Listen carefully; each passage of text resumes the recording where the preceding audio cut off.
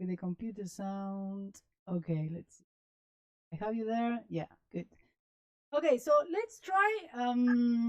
You know, as you know that you have the book, and there are some parts that I'm not going to quote. Yes, just because, not because I don't want. Just because we went through the first part, yeah, very very thoroughly, and there's some things that he says throughout the book that just go back, yes, and refer to the initial part that we have seen. Yes. So if you see me that I'm skipping parts, yes, it's because it's like a reiteration of what he manifested beginning. Yeah. Okay, so just to for a quick revision, yeah. Um Revision of what the difference between the scale and the triad, yes, what he considers to be scale and triads, yes. So he starts with, and I'm on page, specifically on page 26, yes, start with 4.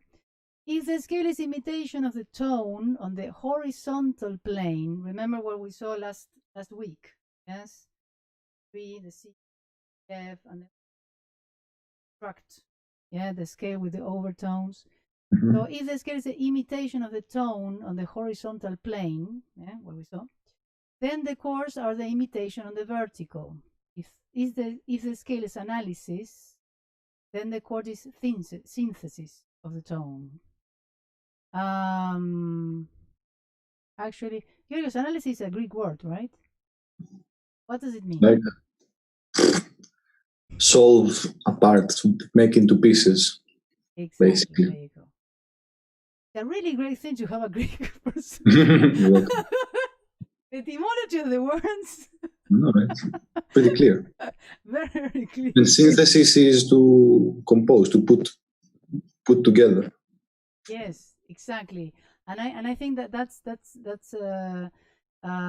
why I like this definition. Yeah, because the analysis is to break apart, in a sense, to put one thing after the other one, and that's why it's a scale. From the whole overtone series that happening at the same time, you're just putting things one, after the other one, and that's why we have the scale. Yeah, C, D, E, F, G, A, B. Yeah, and then the chord is a synthesis. Remember that everything that is happening, yes, the expression of the sound through the overtones is manifested, let's say, yes, as a synthesis on the tone on a chord. Yeah? I think that's the what he's trying to to get through the concept. Yeah, that's why he says it imitates the euphony, yes, of the single tone by omitting the more distant overtones and reinforcing the more immediate. The ones that we saw that they were the first one that never changes. There was the first 5, yes, which includes the octave, the fifth, and the third. Yeah. So the step from monophonic to polyphonic music did not occur through the setting of chords as accompaniment to tones or melodic progressions. Actually, what he's referring here is which kind of texture do you think that he's referring to? This did not occur through the setting of chords as accompaniment to tones or melodic progressions. You have to choose a texture. What do you think that would be? Remember that all the textures, huh? Monophonic, melody and accompaniment. I have just 1 second. All that thought, Juan has sent me a message. All that thought. Think, go on.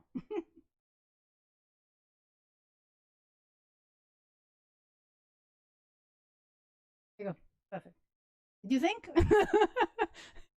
Melody and accompaniment. Exactly, Georgios. Amazing. Exactly. So the step from monophonic to polyphonic music did not occur through the setting of the chords as accompaniment to tones or melodic progressions, but rather though the singing of 2 or 3 melodies at the same time, one of which eventually became the principal melody. Now, we have to accept that he is he's inferring this. Yes, he's inferring the concept of melody and accompaniment from monophonic to one line to polyphonic, one of which at some point became more important. Yes, and actually that happened in the classical period. Yes, you have monophonic, and then we're going to see that in counterpoint thoroughly. Yes, don't worry, we're going to see that. What he says is that what we do in harmony, yes, is kind of a compromise. Yes, do thinking in voice leading. So if we do thinking in melodies, yes, because one, you have a chord, yes, you have C, E, and G, yes, let's say, or the doubling, no, C, E, E, yeah, so you have 4 notes. Each one of them, yes, when you combine chord to chord to chord, is transformed into line. One has a line, our melodic line, yeah. So we do in counterpoint. We're going to see that the counterpoint they're absolutely independent, but harmony is like a compromise between vertical. They do have, you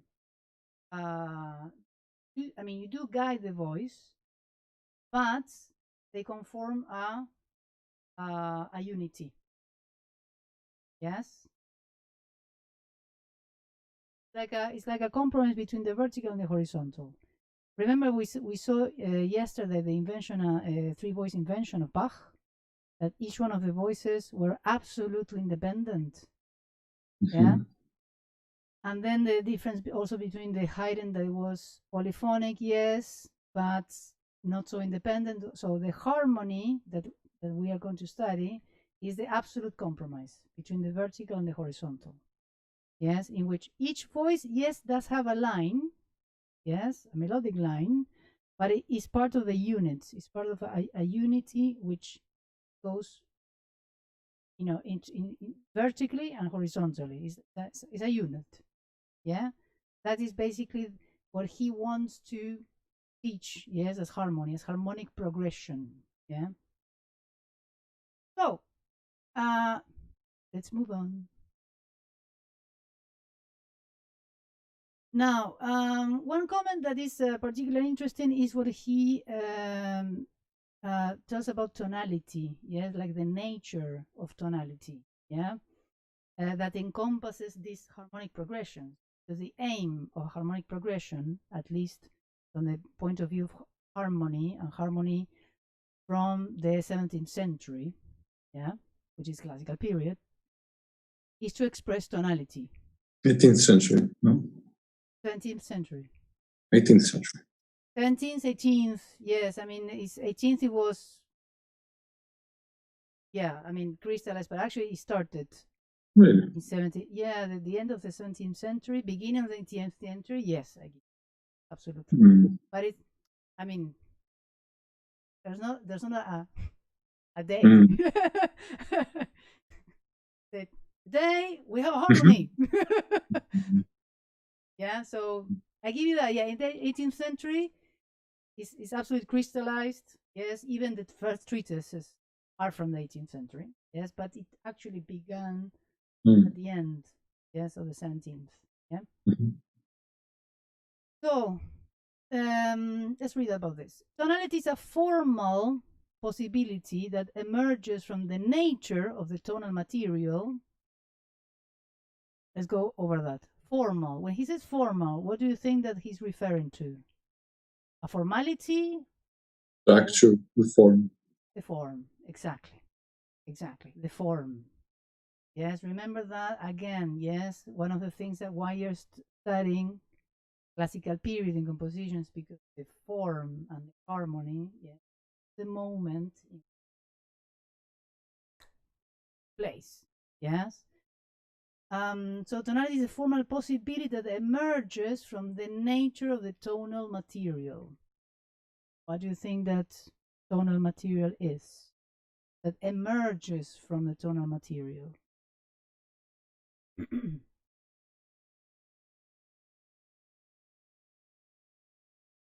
From the tone. He's not talking about the overtone series again. That's it. Yeah. So a possibility of attaining a certain completeness or closure, Geschlossenheit, don't worry about the German, by means of a certain uniformity. And that this is something that is important to, from the very beginning, yes, is unit. All these voices that form a expression, yes, that serves a purpose, which is the gravitation around tonic. That tonic, yes, equals a system, and that system is basically a form, yes, bigger structure.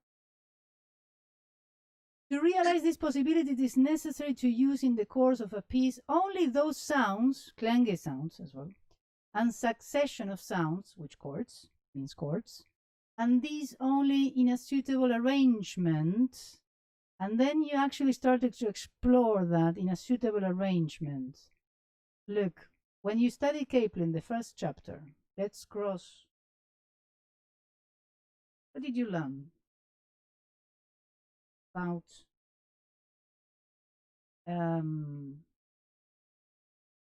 these suitable arrangements? Remember the first chapter, the revision of harmony? I'm not sure where you're going with this. Do you remember the first chapter, first of all? Okay, so what did you learn about that?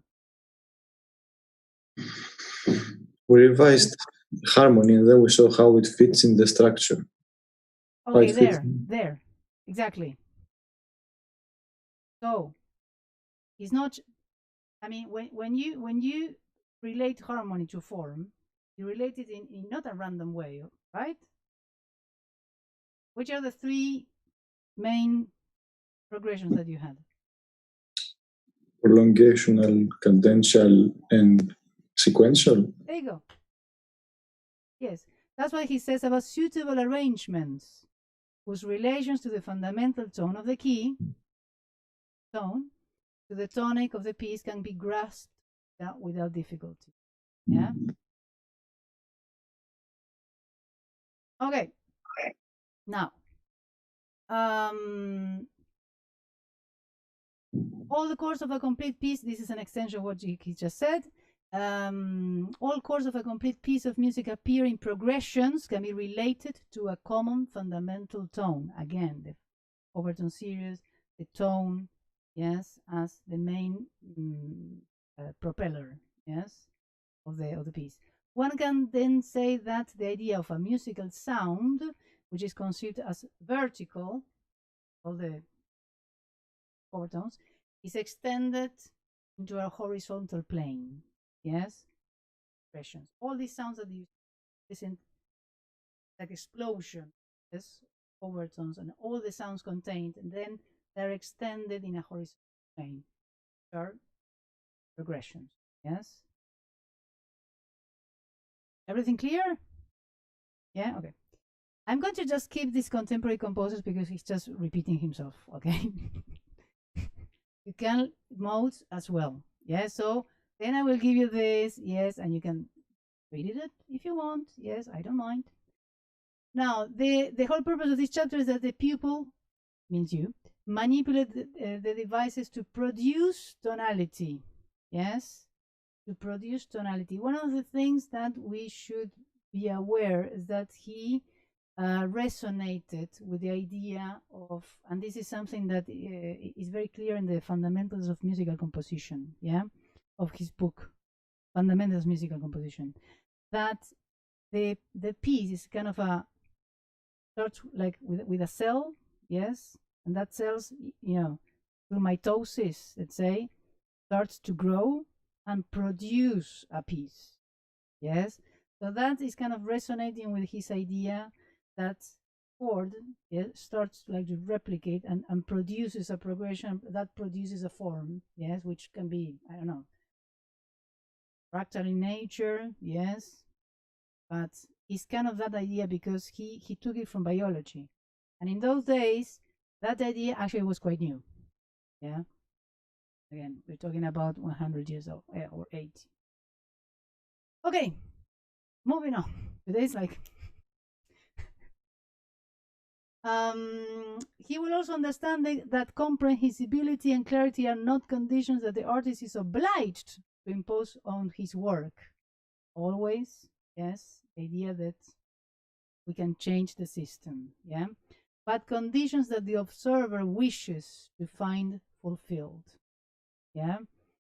In a way, we can ponder about this. We can ponder about the ideas that in the 20th century, yes, have been around, which the composers follows also only their like inner nature, but gets a little bit away. I mean, the listener gets like it's not feels part of the process. The composer doesn't build a lot of codes. Then this is at least the minimum amount of codes for the listener, yes, to understand, yes, what is happening on the in the piece.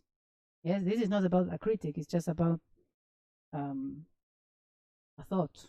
Yes, I don't know how how much do you know about contemporary music, but it's characterized to be highly experimental. Yes, so in that sense, we can think about the compromise that we have to have as composers of what we want to express, but also that there's a fact that there's an observer or a listener that he or she yeah wishes something to be fulfilled, yes, according to their own uh, well we say condicionante. How do you say? Iris and Anna, sorry. Conditional. Conditional. Conditional. Condition. Yeah. Conditional too. There you go. Thank you, Anna. Anna, you're on fire because yesterday, yeah, with the vanishing point was like, wow. Es que I studied, that's because I studied arts and so. Yeah, yeah. Historia del arte. So I did it in English.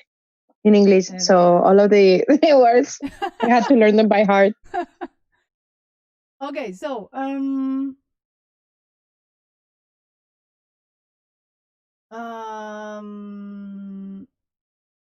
now this is the perception of the work or art. Again, yes, we're going to keep it in this lesson just because he already mentioned it. Yes, and we went through really thoroughly, yes, at the beginning, if you remember. Yeah. Okay. The diatonic triads. Yes, at last. we came to the point and we're going to see chords. Now, this is going to be, I mean, as I know that you already know a lot of harmony, yes, this is going to be quite quick, okay? We do know that on top of every note of the scale, in which basically is the lowest notes here, tag thirds, let's say, fields are diatonic notes. Yes, and the diatonic notes that belong to diatonic chords. Yes? Perfect. He just mentions that he says it is likewise false to speak of the triads 2, 3, and 6 as D minor and E minor and A minor triads.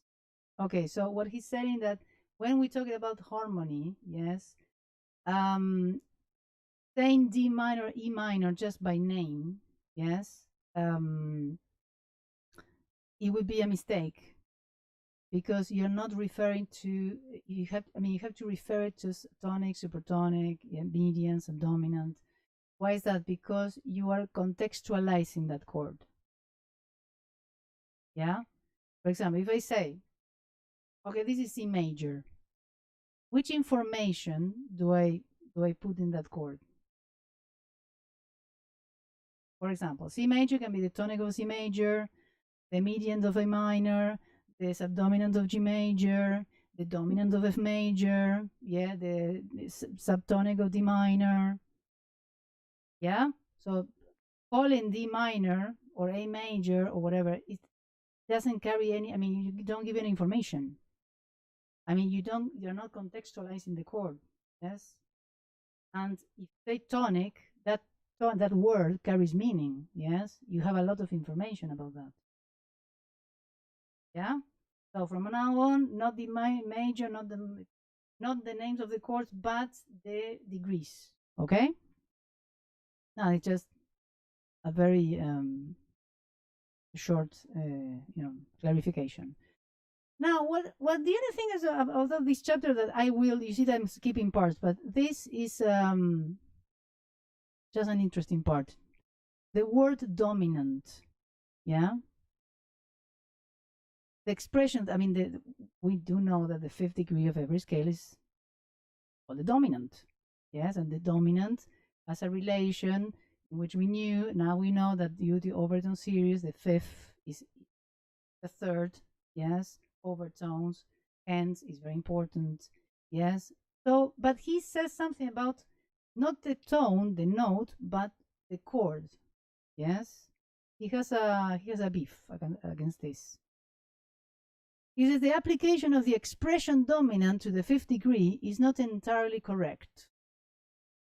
Dominant means dominating or governing, and would thus imply that the fifth degree governs another or several others.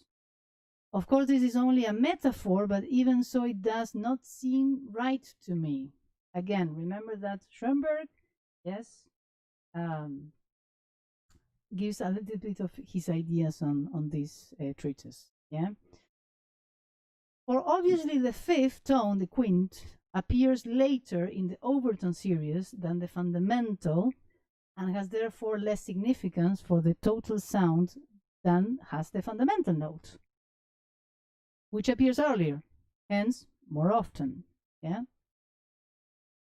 Consequently, the relationship is characterized by a dependence of the fifth on the fundamental, rather than the converse, where the fundamental would be governed by the fifth.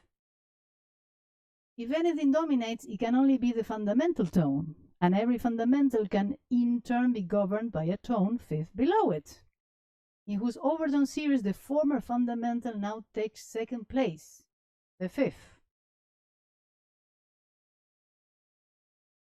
That's clear? Let's remember the C, F, and G. You have the F? Yes. Now, he's talking about that the fifth of C is the fifth of F. Every fundamental can in turn be governed by a tone a fifth below. Is the fourth dominating the tonic? Is the fourth dominating the tonic? Wait, the fourth of what? Fundamental. Because that's a fifth below, no? The fifth below from C? That. Let's say, I'm talking about C because if we don't talk about an example, maybe we don't. F is dominating C. Ah, yes, that's why. Yes. If anything dominates, it can only be the fundamental tone. Okay. And every fundamental can in turn be governed by a tone a fifth below it. So every fundamental can in turn is a dominant. Yeah, there you go. What? Yeah. Wait. Let's hold that thought. So can in turn be governed by a tone fifth below it, in whose overtone series the form and fundamental now takes second place as the fifth. The form and fundamental, the C in C major, yes, now takes second place as the fifth of F, which is a fifth below it. So if the metaphor is correct, then dominant would be another name for the fundamental. Since something of secondary importance should not be designated as governing something of primary importance. I will keep the expression dominant, however, in order not to cause confusion with the new terminology and because this chord, while not be sovereign of the key, is still a part of the key, of its upper region, of its upper dominant region.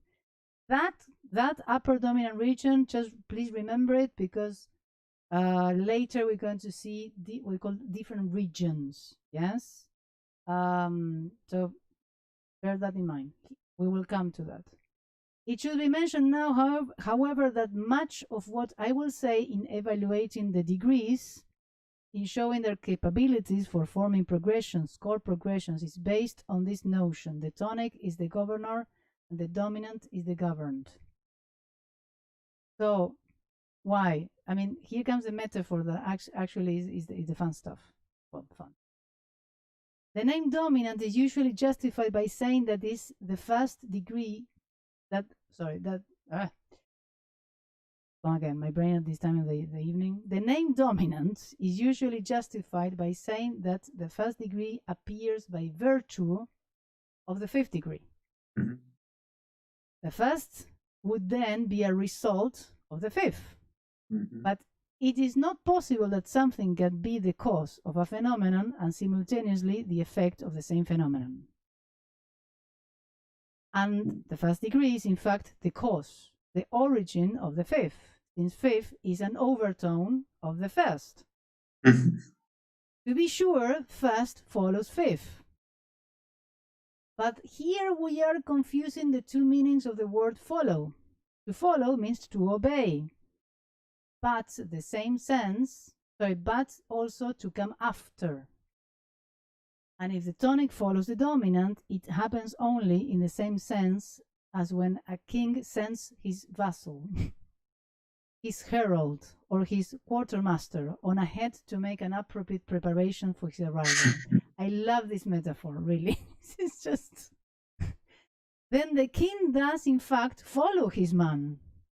The vassal is there, however, because of the king, as his follower, and not the other way around. So that is a metaphor between dominant and tonic of Schonberg.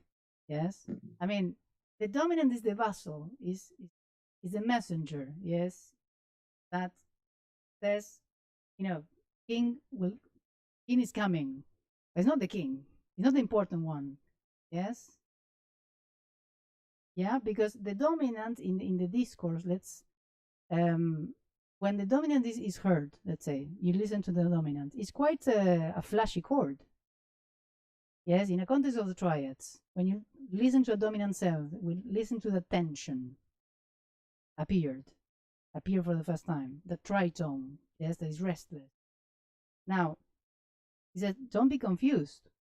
Yes, he's only the vassal, the one that says the tonic is coming. Yes. That is a relation between the metaphor of the 5-1, yes, the dominant and the tonic, that we can follow or not, yes, but it's interesting the concept, because generally the dominant chord calls more attention briefly, but actually it is the function to call your attention, yes. To pay attention, yes, something important is coming. Is the tonic, but actually is the tonic the most important? Yeah. Okay, spacing of the chords. The chords should of course be connected in a purely schematic way here, whereby each chord is regarded as a mass that is followed by another such mass by another chord, and sometimes happens in piano pieces. When he says mass, yes, I just called unity, yes, that like compromise, yes, of each one of these of these notes, yes, it's called a voice, but it conforms a unity while he says mass, yes. Now, Now, let's go for 4-part writing. The spacing, we're going to see that has to do, again, with the overtone series, yes, that we studied before. Remember, which was the main rule of the overtones in spacing that we saw that last time? Remember about the chords, the spacing, how we when we played a chord in different areas of the piano.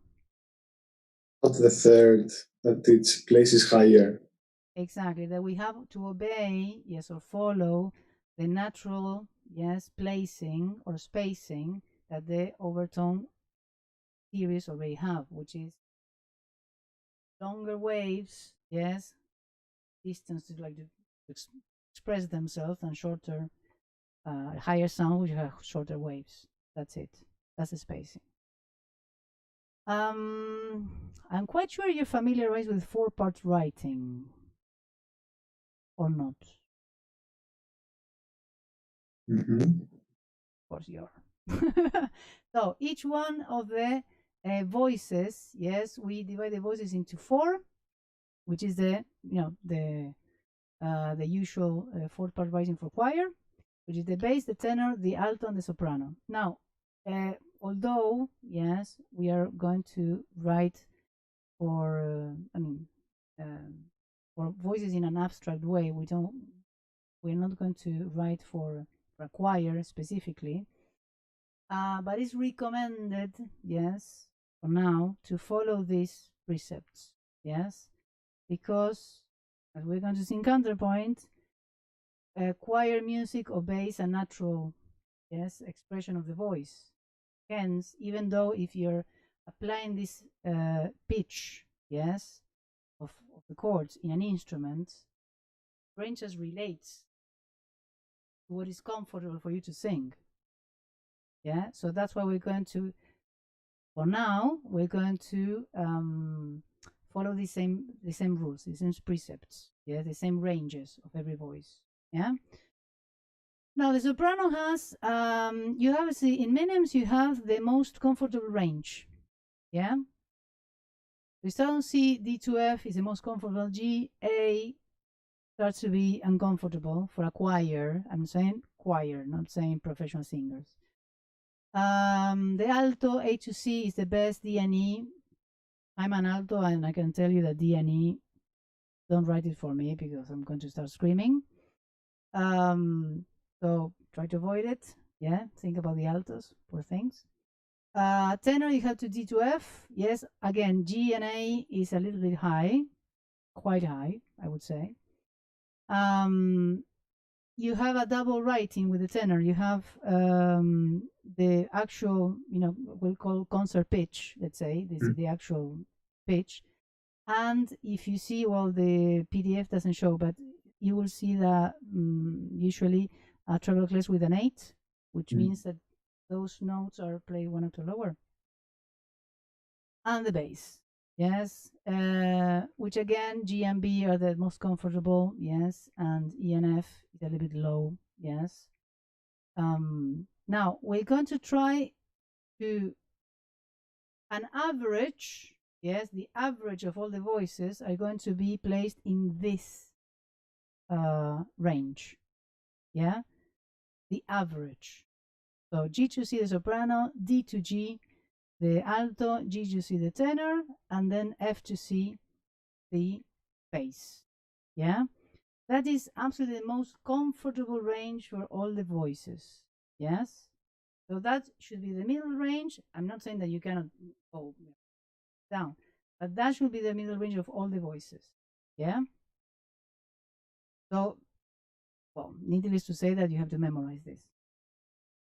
So whoever wants to write parts comfortable for the voice will avoid, even in actual composition, when I say actual composition is instrumental composition, yeah, extended passages exclusively in one of the outer registers. The pupil should therefore enter these registers only for a short time and leave them as soon as possible. Yes. Now, one of the things that we have to say that all the voices should be in the most comfortable register. Yes, it says where a voice to sing in a more brilliant register while the others move in a duller register, maybe duller but more comfortable register, yes, that voice will naturally be quite noticeable. If this voice is intended to stand out, for example, when an inner voice has the melody, then it is well that it sing in a more expressive register. Now, he talks about how the conductor, yes, he starts to talk about how the conductor can, EQ, let's say, yes, the orchestra. But the reason why, coming back to this, the reason why we're going to oblige yourselves, let's say, yes, to write in this register, yeah, is to just be aware and conscious about this kind of, EQing, let's say, yes. One of the things that we will learn later on, yes, at some point, is orchestration, yeah. Now, when you're orchestrating a passage, let's say you're orchestrating a string quartet, and by the way, one of the most amazing orchestrators, yes, for a string quartet was Haydn. He was amazing, yes. First of all, he was a violin player. He himself played the violin. And he had an orchestra for himself. Yeah.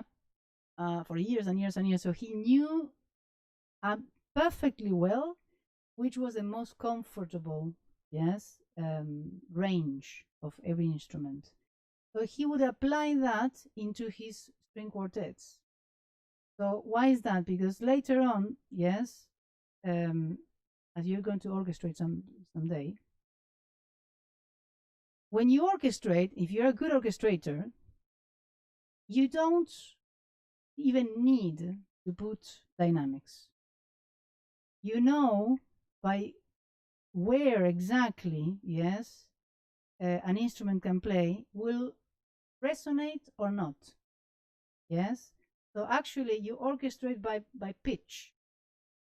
Yeah, because that is the best way. Yes, because naturally the instrument will resonate, will sound more noticeable. Yes.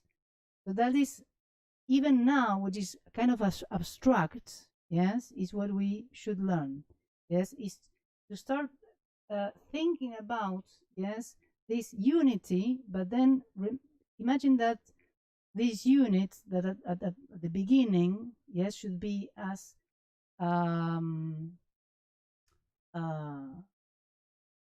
even as possible. Later on, we're going to start saying, okay, this voice, like he said, this inner voice, I would like to carry the melody. So I will orchestrate this register, yes, to sound more noticeable.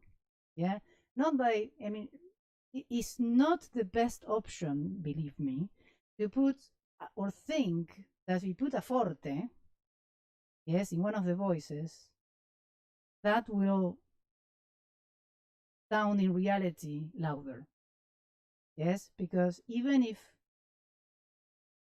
I'm talking about instruments or voices, even if you really try to sing louder, it's not going to happen.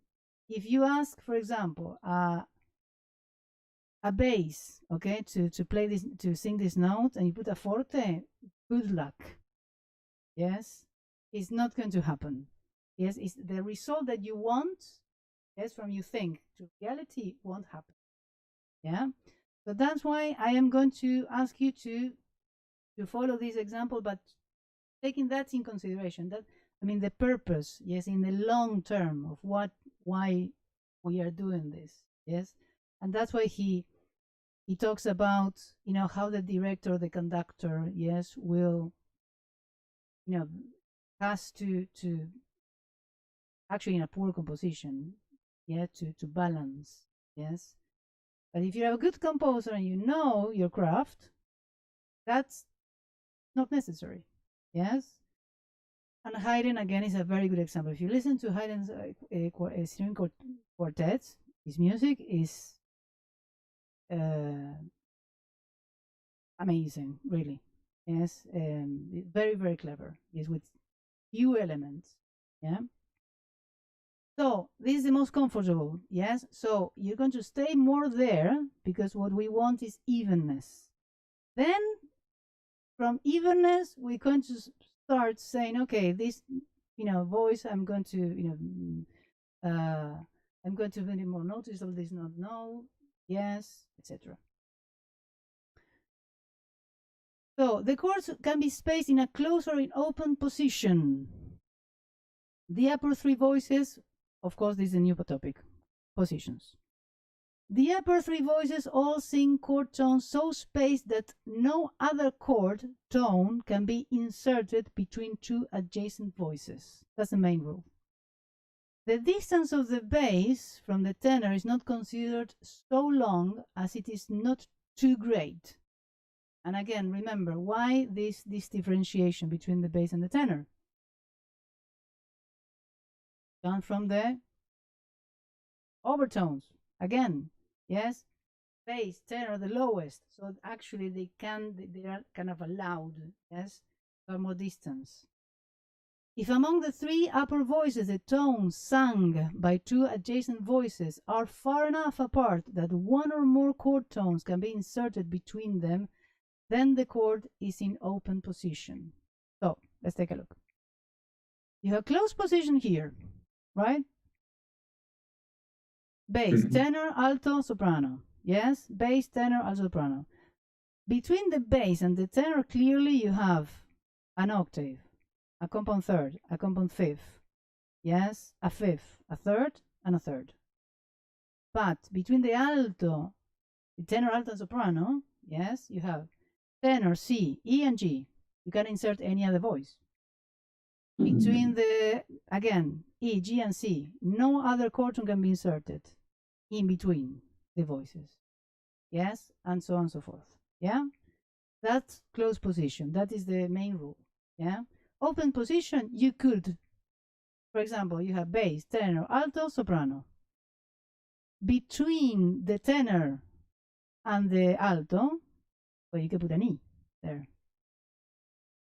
Between the alto and the soprano, you can put a C. So that's open position. Main rule. Yeah. Now the doubling of the voices. In a nutshell, double the root, but he explains why. In a distribution of three chord tones among four voices, it becomes necessary to double one of the notes, obviously. The first to be considered is the root, also called fundamental, next the fifth, and only then, lastly, the third. This order of preference comes from the nature of the overtone series, yes, that we have seen. If we want to imitate by synthesis the sound of the natural tone, that is, if we want to obtain a sound whose euphony recalls the euphony inherent in the material, then we must do something similar to what nature does. The sound is most similar to nature when the root, the tone that appears most frequently in the overtone series, also appears more often in the actual chord. For the same reason, the fifth is less suitable for doubling than the octave, the root, though more suitable than the third. The last named will be doubled less often, moreover, because it already stands out prominently as the determiner of the mode, major minor. And this is again something I will learn later in orchestration. Yes, you can have the whole orchestra, yes, doubling, root and fifth, and with, if you put one note, just one, yes, let's say on the flute, that third will be heard among all the other instruments. Yes, so that is not a naive statement. Yes, you will see in orchestration that is true. Yes, is absolutely true. 1/3 is enough, even in a whole orchestra. Yeah, so don't forget that. So at first the doubling of the fifth and the third is superfluous. We shall restrict ourselves for the doubling of the octave. Now you know why. Yes, the root is like that. And these are several examples of closed positions and open positions. Yes. Now the first exercise I'm not going to make you the first exercise. I'm not going to do this first exercise because I consider it to be a little bit basic. Yes. It's just to replicate the voicings. Yes, we're going to do more exercises now within this chapter. Yes, but as teachers, please, yes, because I'm considering you to teach harmony. Yeah. So it is very necessary, yes, very, that when you're teaching harmony, the students have to have this experience of voicing, yes, without any progression consideration, just to learn, yes, just to learn how to distribute the voices in an average or in a comfortable range. Yes, just to, I mean, when we learn something, yeah, for the first time, think about yourself as molding the clay. Yeah, you have, the kids when you have we call the I don't know the name in English, plastilina, molding the clay. You're sorry? The dough. Like the dough, yes. You are getting familiarized with the raw material that you have. You're not doing anything with that. Yes? Now, like the dough, yes? First, mold it, get familiarized. Yes? Then, yeah, you can do a pizza if you want. But first that, yes? And it's a stage in which we cannot rush. Yes? You have always, I mean, you already studied the harmony, but that step when you're teaching, yes, is No, all good. sorry? All good. Okay. So it's very important. Yes, don't skip it. Yeah. So that's what he said. The first exercise is upon the second, the third, the fourth, the fifth. Yes, so the supertonic, the median, the subdominant, the dominant, and the submediant. Get familiarized and say, okay, for example, let's say one exercise can be all the voices can be distributed in the most comfortable range. Other ones in the highest range, the lowest range. Yes. Close position, open position. Yes. And not only in one key. Yeah. In an ideal situation, it should be in the 12 keys. Yes. In an ideal situation. Or at very least, from the C, F, and G. Yes. In an ideal situation. Okay, figured bass. Yes. The figured bass that we know, yes, is the one that when the chord is in root position, yeah, we don't even put anything. We don't even say that this chord is in root position. Yes. In Baroque period, actually, this was written. Yes, for the harpsichordist. So you have 7, 5, and 3, which could also mean 3, 5, and 7, or 5, 3, and 7, or 7, 3, and 5. That will depend on the harpsichordist. Yes, I mean the harpsichordist had some craft. Yes, so depending on the other voice, they would choose which position. Yes. Mm-hmm. Today we don't put anything. Yes. For the root position. Sorry. For the root position. From the root position, we in the figured bass today, we don't specify anything. Mm-hmm. Yeah. Before, yeah, you had 753, yes, of the figured bass, yeah. And again, the order 357, 537, 535, that will depend on the harpsichordist, yes, the one who was in the basso continuo. And do we put a sharp for the leading note? Well, in figured bass, you put a sharp above the chord. Above the chord. Below the chord means that the third is raised. Did we put it? We do that? No. Okay. No, no, because as long as, well, we're going to put it, now we're going to see that the minor mode in the dominant, yes, that's the only That's one. what I mean. Sorry? That's what I mean, yeah. Oh, yeah, but not, I mean, I thought it was like in every chord. No, yes, just in minor mode on the dominant. Okay. Yeah. The other ones are considered to be diatonic. Yeah. Okay, so what was I about to say? Yeah.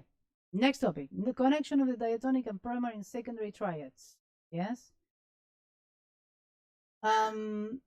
Of course, he always specifies that these are not rules, but rather directions. Yes. He is very careful with that. Yes. And he always repeats. Yes. Just in case you didn't understand the first place, they don't hold eternally as laws, but they're changed as soon as the goal changes. Yeah. But let's see. What can we see with voicing? Now, this is the first guidelines for your exercises that you're going to do for next week. Yeah. So each voice will move only when it must. Rule number 1. So this is the law of the shortest way. Yes. When you two triads cannot have more than 2 common notes. So if you have 2 triads, you have, I mean, the more common notes that you're going to have are 2. For example, C major and E minor. Which are the 2 notes that are in common? Exactly. Yes, or I don't know, D minor and F major. Yes, F and A. Then he will talk about the difference, the movements of the roots. Yes, they can be weak, can be strong or super strong, by sharing 2 notes, 1 note, or nothing. Yeah, but this is going to come later. Yeah. Okay, so 2 triads cannot have more than common notes and shall sustain 1 or more of them as a harmonic link, common notes. So this very quickly, if you have, for example, you have the tonic, the smoothest way that you can move from chord to chord, yes, is always by thirds, because you have 2 notes in common. So it's the smoothest, yes, way to move.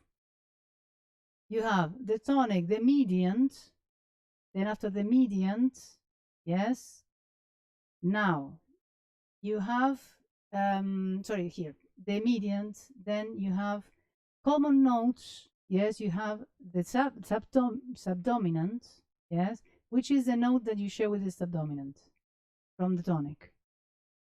The root. There you go. The root of the tonic. Very good. Perfect.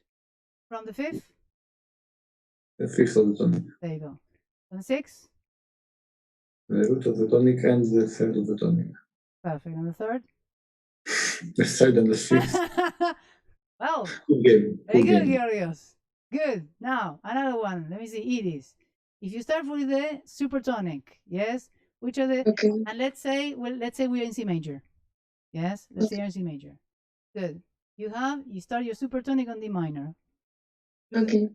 To the fourth, to the subdominant. Which are the 2 notes? So I tell you the note, or I tell you the degree. No, the notes. The notes. When we say notes that they shared, we're talking about notes. Okay, so F and A. Good. Fifth? D and D. D6. Yeah. So A and A.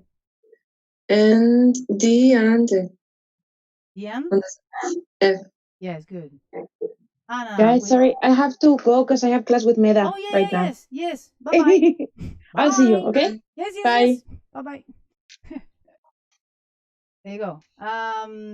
So this is how, and the reason that this chart, I believe, is that whenever a chord, yes, try to do like a mental exercise with this, yes.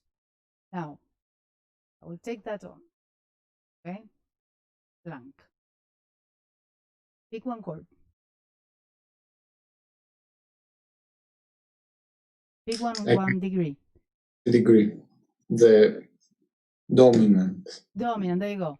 From the dominant, yeah, you say, okay, how many chords, yes, how many degrees do I have, and how they're Should I tell you all of them? Sorry? Should I tell you all of them? Yes, from the dominant, come on. Should I say with notes or with degrees? First the degree and which note do we have in common? Always exemplify in C major. Okay. So dominant G major has one common note, no, with the closest, two common notes with the seventh and the third. The common notes with the seventh are B and D. The common notes with the third are G and B. And it has one common note with the tonic and with the second. The common note with the tonic is the fifth, the tonic, the C. And the common note with the second is the D. Amazing. I know. Amazing, yes. Now I'm unable to think like that. But this is how, yeah, well, Georgios have been studying with me also, you know. I can imagine. No, actually, I cannot say that he didn't learn that from me. Eh? He studied harmony before. Got me this way. That's why, yeah. No, it's not me. Eh? But yes, it has to be, yes, when you see a chart, it's not, okay, it's another chart. No. Pick a chord, for example, 6 degree, it is, yes. Yes, it is. Yes. Look, we are 3. I'm the teacher. You just said that you're the one. No other option. Okay. No, but don't worry. Think it slowly and try to, yes. Okay. Go, first of all, organize yourself. You say, okay, you have a 6 degree, always in C major, A minor, and then start first with the common chords, yes, that you have, they have 2 notes in common. 2 notes. So if it's A C and E, so it has with the first with the tonic, C and E. Then with the wait. Yeah, take your time.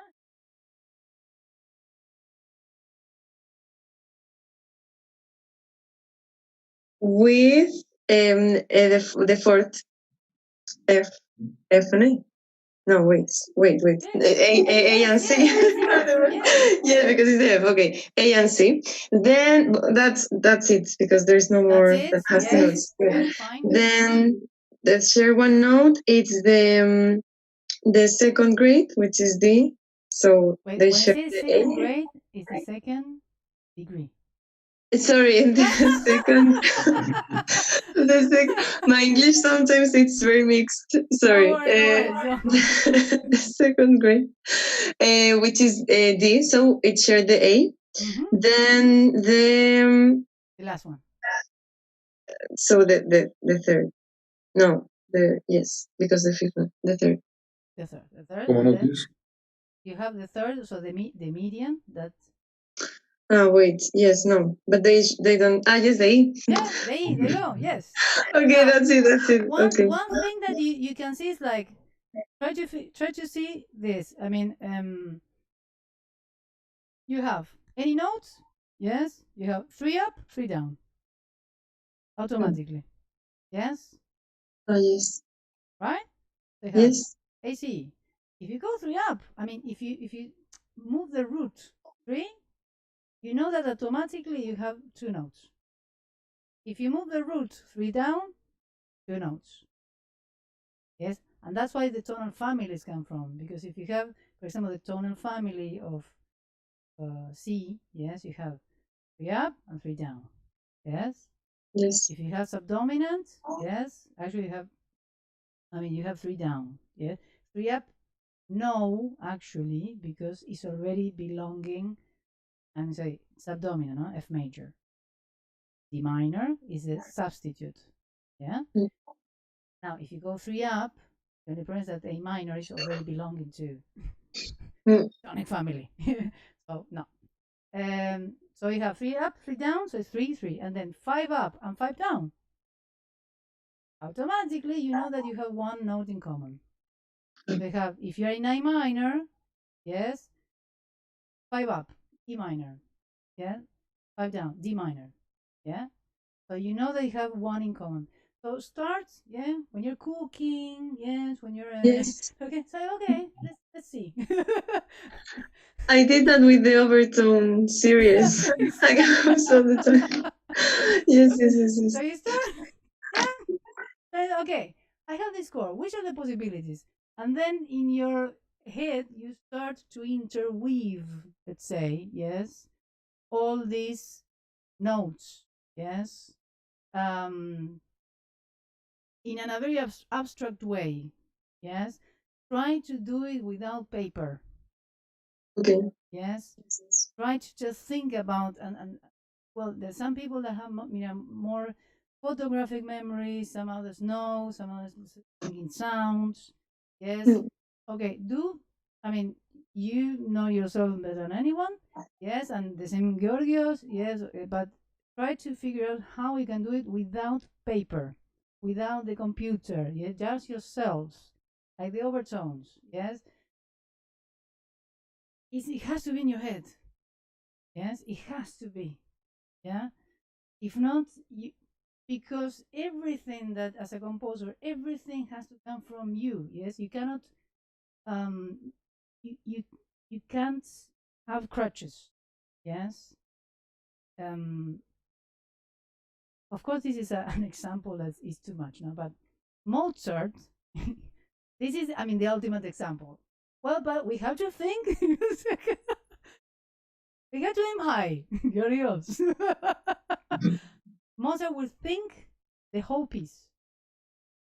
And he would translate, he would write note by note, almost any mistakes.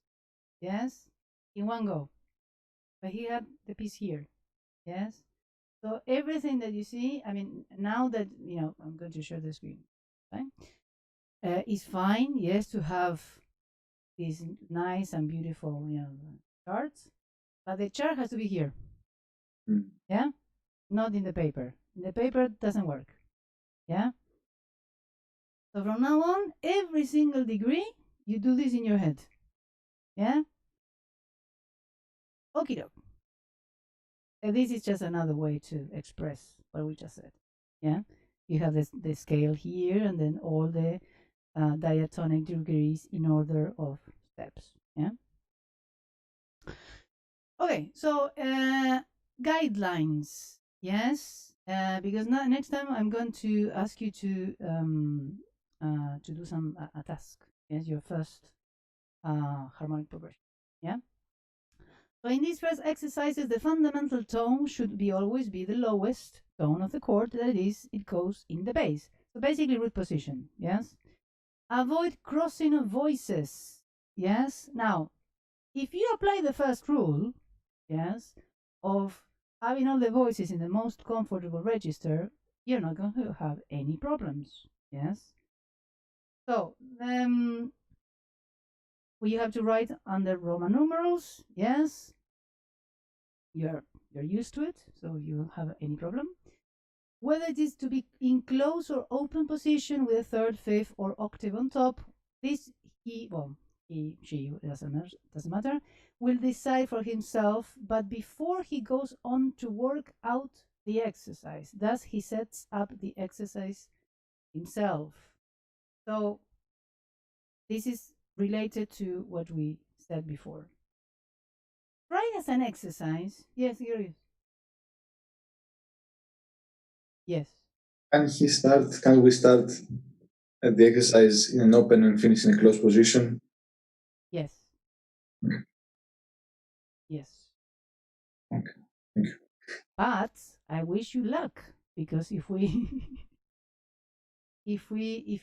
you follow the first rule that we said about the most comfortable, yes, we cannot double the fifths yet.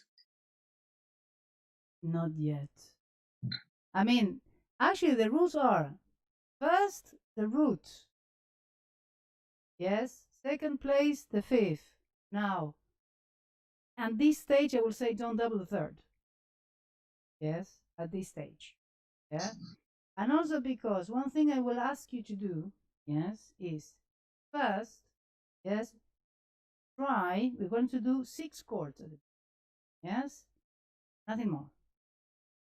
Or in root, or in most comfortable position. Try to be in close position. Try. Yeah. All in root. All in root. The secondary in root. Sorry? The secondary chords in root. The secondary goes, yes, all in root. Why? Because what we are is, actually a very good question, Gary. We are molding. Yes. We're getting familiar with material. What I like you to do, not to do it so automatically. One, to do it, try to do it without writing it. As like a chess player. Yes? The best chess players have, you know that, I don't know if you have done it once. I've done it a couple of times. It's extremely difficult, and I failed terribly. To play chess without the chessboard is extremely difficult. It's really difficult. So that is what I would like. Is it like a mental exercise? Okay. Because I don't want you just, go over the rules. You know the rules, a lot of rules. Yes. Try to go a little bit beyond, because you are composers. You want to study composition. Yes. So it's here. Yes. We have to think that the piece is here. Structure is here. Yes. And it's a mental exercise. It's not easy. Yes. So try to figure out, try to decide a priori before you start. Where are I going to put the voices? Yes. Okay. So, okay. I have the tonic. Okay. C bass. I don't know. C tenor. Yes. And then you have, E on the alto, G on the soprano. Okay. From there, which are going to be my chords? These chords. Then trying to imagine how I'm going to do it, and then transcribe it. Just 6 chords. That's it. And take into account as rule in which you have to decide, yes, that all the voices should be in the most comfortable fourth. Yes, Schonberg gives a fourth, a very restrictive range. Yes, that is going to be the exercise. Yeah. So, the people should always conceive the chord connections as resulting from the movements of parts. The people must distinguish between root and bass tone. I think you know it. Bass tone and root. Do you know the difference? No. No? Okay. So, for example, when you have the root. I see. Yeah, for example, it's a first inversion, you have a third as a bass tone. Yes. A second inversion, the fifth of the bass tone, but the root is always 1. Yes. Okay, good. For example, in this case is moot. Yes, saying this actually, because they're all in root position. Yeah. So I want you to imagine, for example, first of all, the possibilities. Yes, this 1 to 3, 1 to 4, 1 to 5, 1 to 6. Yes, the tonic to median, tonic to subdominant, tonic to dominant, tonic to submediant. But imagine it. Yes, here. Okay. So what we did before, yes, and say, okay, I have these, notes in connection. Now the second step is to say, now I'm going to assign, yes, the voices, yes, and one by one, 1 to 3, 1 to 6, 1 to 5, 1 to 6, yeah, and so on and so forth. This is, I will ask you to do it by yourself. Yes, it's a mental exercise. Of course, I cannot check because I mean, I don't have the means, yes, but it's very, very interesting. Yes, I mean in university, yes, one of my masters asked us as an exercise to compose a ternary form in our heads. Yes, and it does work. It works.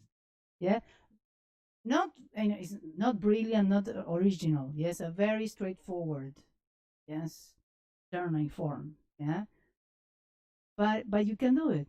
Yes, but you have to start from chord to chord. Yes, and it develops. Yes, it's just an exercise, like a mental exercise.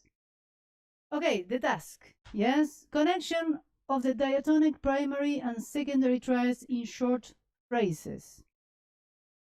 This is the task. Yes, construct short phrases from 6 chords at his disposal. Yes, no more than 6. If you want to do 8, because you want to connect it with, let's say, Kipling, yes, by all means, okay? But between 6 and 8 is fine for me, yeah? The people should also aim at a certain effect in these exercises, even if it now be only an embryonic form, to express a certain extent the key, to a certain extent. Don't randomize. Yes?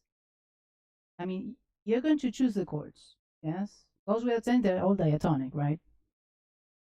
Repetitions can easily become monotonous, unnecessarily monotonous, if they do not acquire an altered coloring from their surroundings or do not otherwise have some purpose. This is related to orchestration. Yes? Let's say, for example, even Debussy, he would be very, very monotonous in one chord, but he would express that chord or manifest that chord in many, many ranges. Yes, this is the addition of the idea of a timbre. Yeah. Or there is not our task today. Okay. Or the repeated chord can take an extraordinary significance among the other chords, since repetition usually amounts to a reinforcement. Thus, repetition will generally be avoided as long as it is not our aim to allow a chord any such extraordinary significance. So remember, yes, this is the communist version of the harmony. Yeah. So yes, to express the key. Yes, but try to keep a balance between repetition and yes, to give any single chord, yes, too much significance. Except for the first degree, that he says, well, if we have to express, yes, the key, well, we should start and end with the first degree. Yes? And repetition should be avoided. Yes, if you have 6 chords and we repeat, yes, the first degree. Now, the chords that we're going to use are the 3rd, the 4th, the 5, and the 6. Yeah? If you notice, the 7th is not here. Yeah? Because the 7th, well, they have a couple of rules that we have to go through. Yeah? Now, voice leading. Here we should say something more about voice leading. It should be melodic. Melodic, however, should not be taken here to mean that the voice leading has to be like that of a song. For example, expressive or beautiful, richly inflected or ornamented, or even articulated. So no articulation, no dynamics, no ornamentation. Yes? What we are supposed to do is give a sense of structure. Yes? Structural notes, not ornamental notes. Yes, that will come actually with counterpoint. Melodic in that sense is out of the question here because all the prerequisites are missing. So articulation, ornamentation, yeah. We are working here without rhythm, thus without motifs. And melodic articulation and ornamentation are hardly conceivable without rhythm. What we have to understand as melodic for the present, now, may perhaps be expressed this way. The part should not be unmelodic. That is, should avoid those intervals and succession of intervals that strike us as unpleasant, which are, for example, the intervals that we can consider to be dissonant or unpleasant. For example, let's say the tritone. Yes. Another one, for example, a major seventh. Yeah. Example. Yeah. Then the six also try to avoid it melodically for now. Yes. The melodic six. Two consecutive fourths, do, fa, si. Okay. Want to go to that. For the moment, we shall consider only the bass, for it alone often makes rather large leaps, whereas the other voices move mostly by step. Does that answer your question? Yes. Good. Now, guidelines for the bass line. Yes, two consecutive leaps of a fourth or a fifth in the same direction are to be avoided because the first and last. Sorry? What I just said.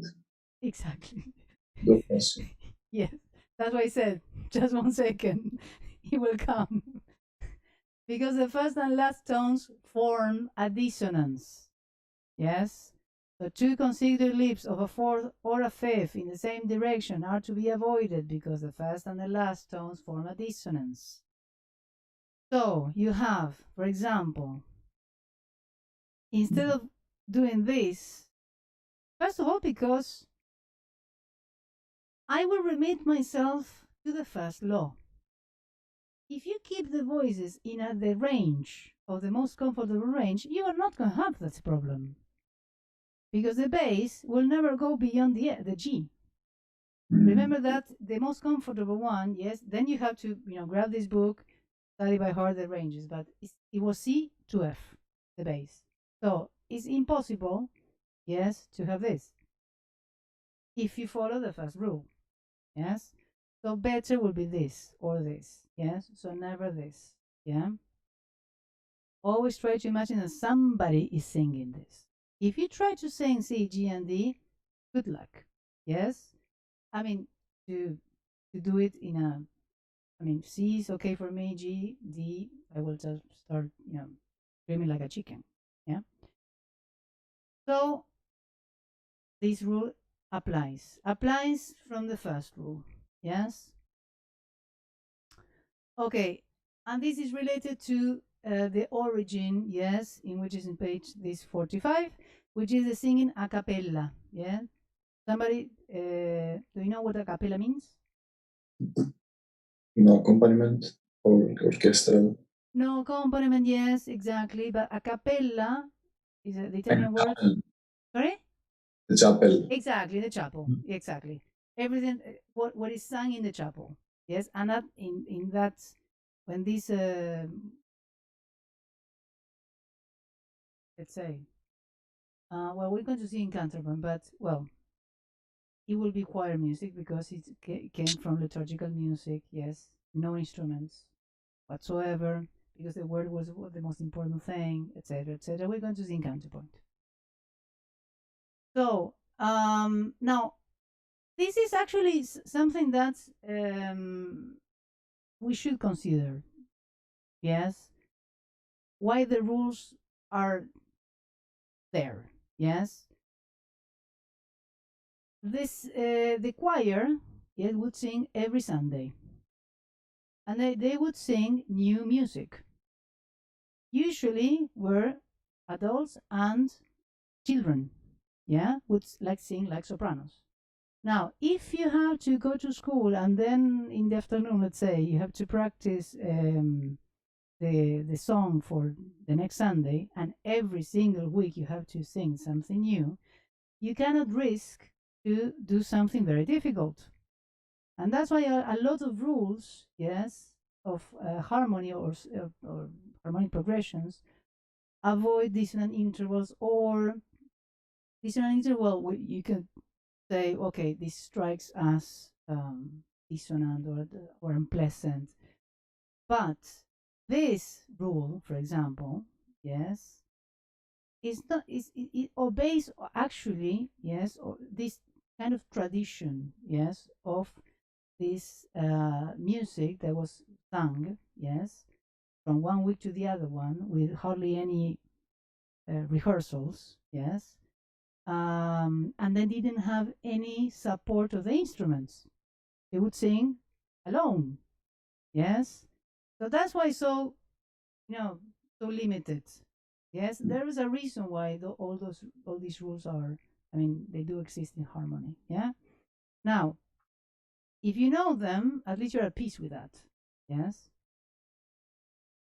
Okay, so no voice make a leap larger than a fifth. That's it. Yes.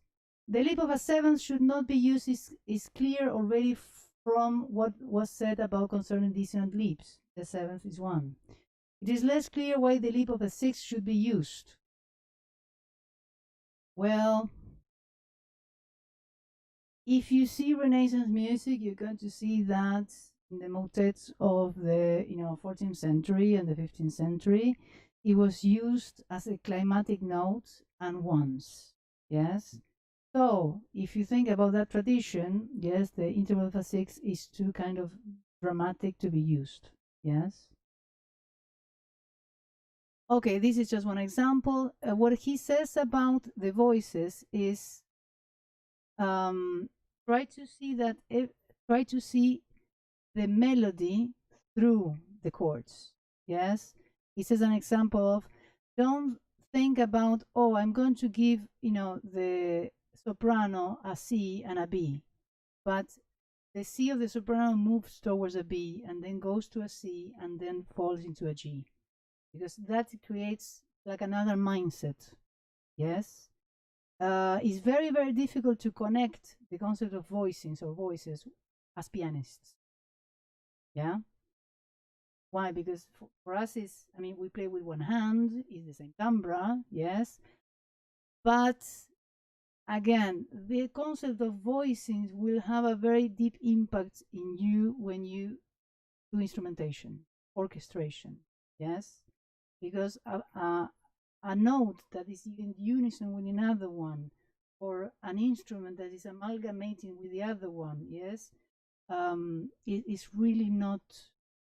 Or if you like insert, for example, let's say you have a flute, yes, then you have an oboe, and you have clarinets, yes, this oboe, because it's the prima donna of the orchestra, by the way, because it's very nasal, yes, and you cannot amalgamate with anything, yes, it just bang sounds there.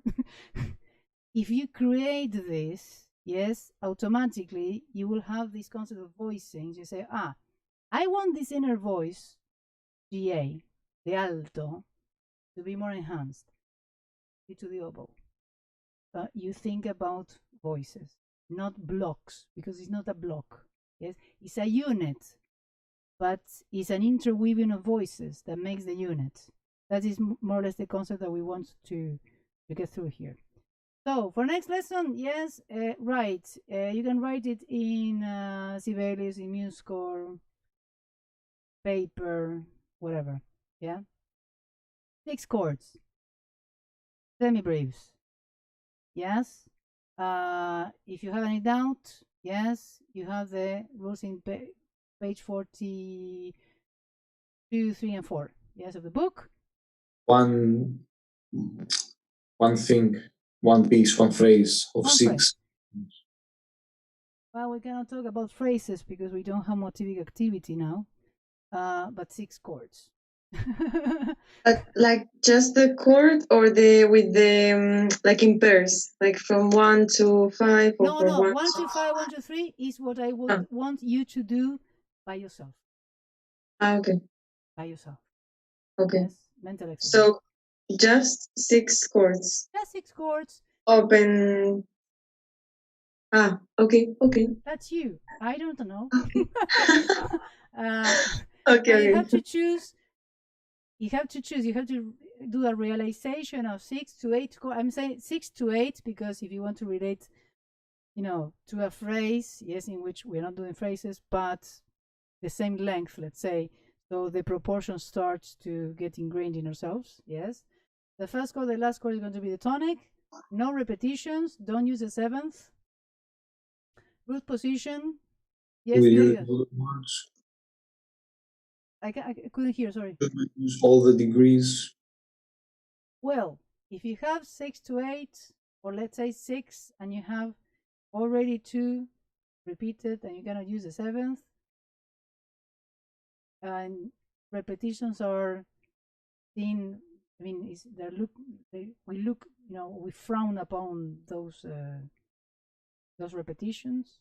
Try to be as much creative as we can. Yes, open position, close position, but careful, because remember, stay in the most comfortable range for now to get this evenness. Yes, try to think that we do it because if these voices were sung, no voice will be more noticeable than the other one.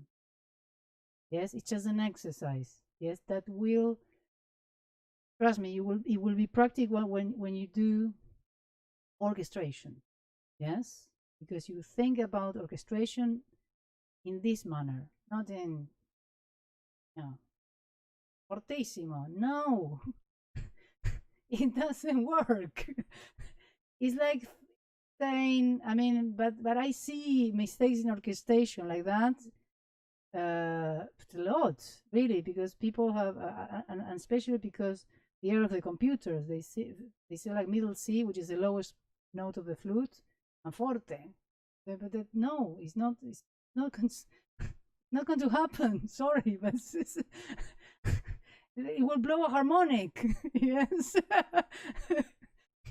I'm really sorry, but it's not going to have. Or I don't know, an oboe. Yes, which is a B flat, the lowest note. Yes, first fifth. Sounds like a. Yeah, it sounds. It's not very pleasant. The oboe, not a very delicate. Yes. So think about that. Yes, when we orchestrate, we are like kind of orchestrating in a way. Yes. And that's why that's why we do it. Yes. So even range 6 to 8, tonic tonic. Try not to repeat. Everyone in leaps. Yes, no more than a fifth. And good luck.